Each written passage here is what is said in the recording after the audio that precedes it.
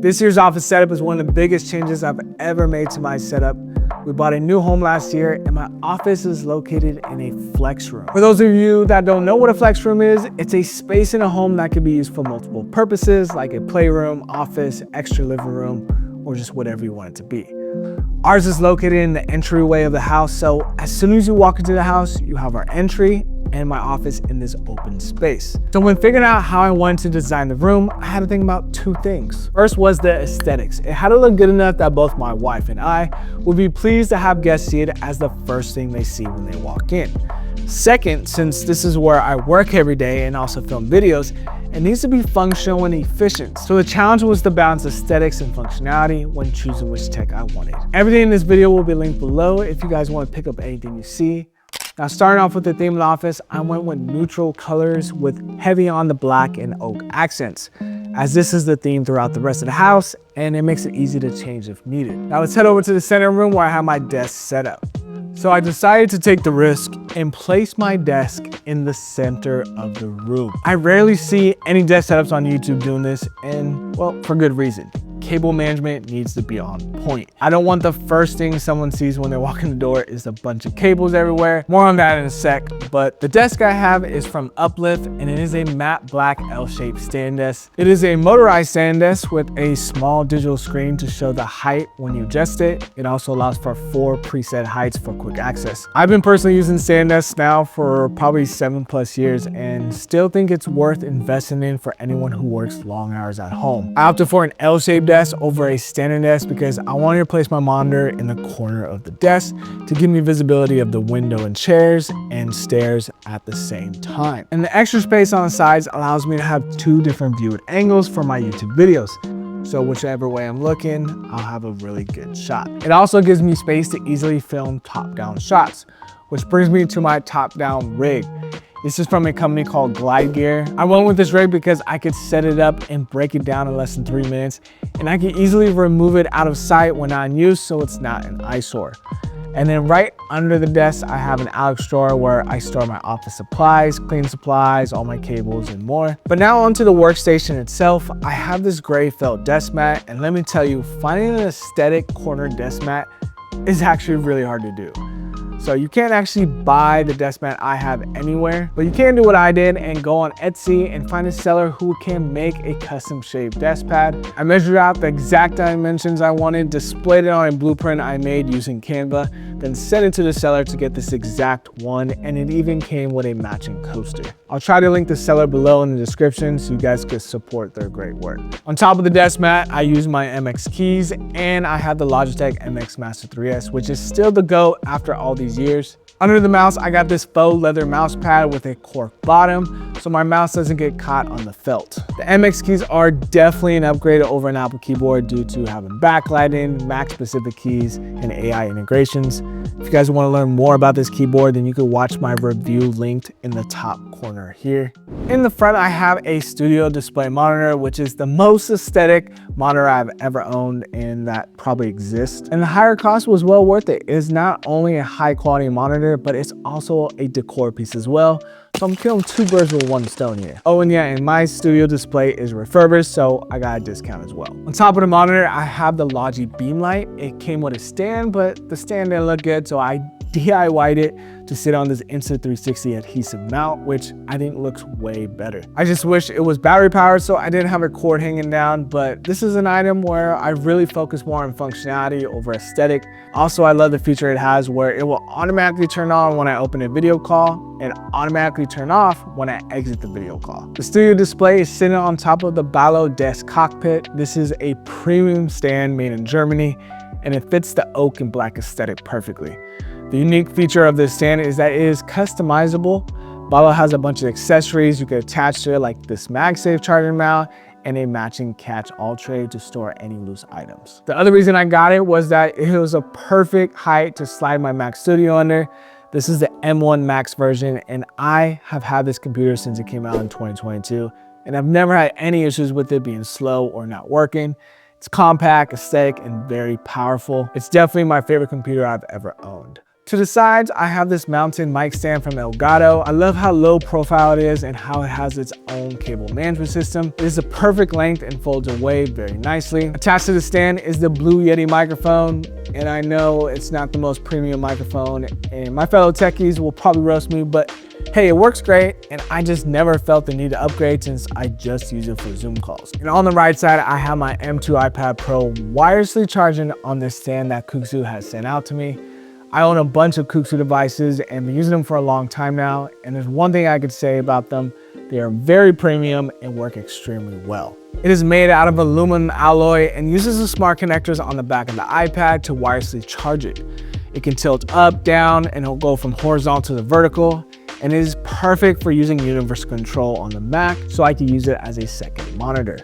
Or if I want, I can actually use it as its own monitor and attach a keyboard and a mouse to it to have a little mini desk setup. And of course, I could easily pull it off the stand and use it like a tablet, or I could just fold it down to get a better writing angle. And they make other things like 3-in-1 chargers, iPad charger mounts, and much more. If you guys are interested in checking out any of their products, I'll link them below. Now, having my desk in the middle of the room comes with its challenges. Those challenges are making sure a bunch of ugly cables are not being seen when you first walk in.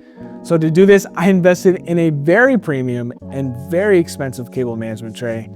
This cable tray is from btod.com, also known as Beyond the Office Store, and it is over $200. I know, why did I pay for that? Well, first off, it's my money and I can do what I want. Second, it's the best cable tray I've ever owned. The cable tray is fully enclosed and it is made out of 20-gauge steel and has a matte black finish to match the desk. It has 8 little cutouts with rubber grommets so you could funnel your wires out of them. This one is 43 inches and allows me to store a long power strip to power all my devices. It also has this removable panel access to make sure it is enclosed from all directions. So for me, it was worth it. I also used adhesive and cable ties to keep wires from hanging below the table. And then right behind the monitor, I have this open area where I can fit my air purifier that is just big enough to cover most of the cables on top of the desk. So when you first enter the room, you could barely see any cables.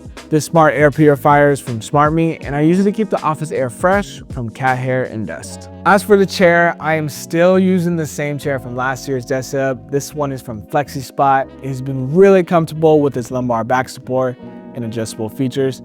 I think investing in a good chair is worth it if you are like me, working long hours at a desk. Now, before we move on to the rest of the office, if you guys like videos like this and want to learn more about the latest tech, then please subscribe to the channel to know when those videos come out. Let's go.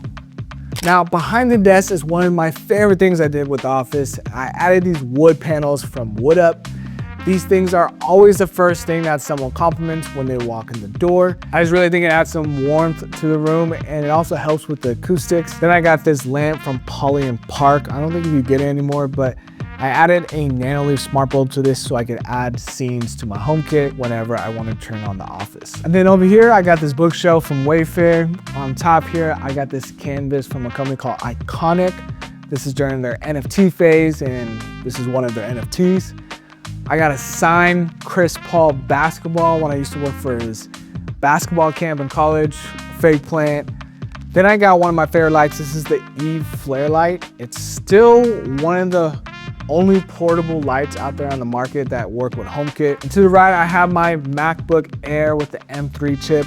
I decided not to go with the Pro model just because I already have the Mac Studio at home. And honestly, the M3 chip in the MacBook Air could do everything I need to do. No problems. Below that, I just got a bunch of books and I swear I've read them. Some more decor, books at the bottom as well. And of course, I got my HomePod Mini where I play music from and just activate any lighting or devices in the office I use as HomeKit. And then down below here, it's got a little storage where I keep all my travel and camera bags whenever I need that for trips. Heading over to this side of the desk, we have this tool storage and workbench from IKEA. I use this to store all of my camera equipment. For the space, I couldn't fit one of those big husky ones, but I'm really happy with this one from IKEA because I'm able to funnel in a power strip from the back into the first drawer so I could charge all my batteries, mics, and anything else that needs to be charged. And the rest of the drawers just have my cameras, lighting, mics, gimbals.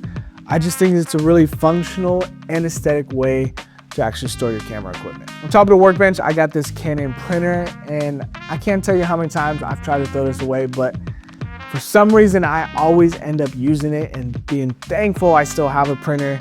I haven't tried one of those no ink printers yet, so maybe I could replace it with that, but it's just one of those functional and useful things you just have to have in an office. And on top of that, I have this 3D printed digital aux logo. This is the marketing agency I work for. And maybe one day I actually replace the printer with a 3D printer. Who knows? And above the storage and desk, we have these 2 picture frames with prints in it.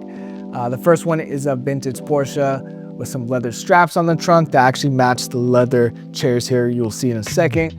The other one is a Porsche 911, and these guys just look fantastic. And I have these up here for motivation. I would love to get myself a Porsche one of these days. And also, it just looks really good. Who doesn't like looking at nice, luxurious cars? Then over here, I got this big fake plant, but behind it, I got the Govee floor lamp too with matter support to add some more ambient lighting to the office. It could change colors, and it could even vibe out to music, which is pretty cool. And it just looks really good there behind that plant. Then for the seating area, I decided to go with 2 faux leather chairs over a couch or bench.